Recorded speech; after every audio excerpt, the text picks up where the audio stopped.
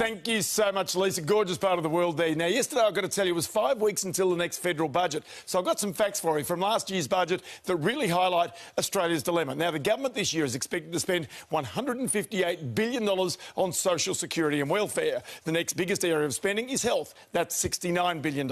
Back to social security and welfare, $158 billion, remember. Well, that bill is due to rise to $191 billion within 3 years. So in 3 years' time, the annual bill will be $33 billion bigger than it is today.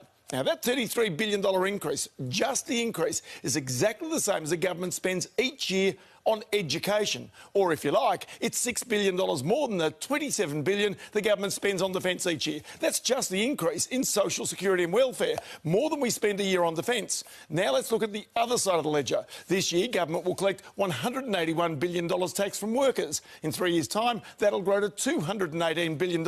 So, give or take, most of the money you pay in tax goes to someone else's welfare payment. And depending on your circumstances, it might even go back to you and your family. Now, there's the dilemma. Politicians can't or won't cut welfare or pensions. It's too hard. That's tough if you want people to vote for you. So the government's got to find other ways to get money. One way is to try and make the economy grow faster. That creates more tax payments from companies and workers and makes up for that extra spending.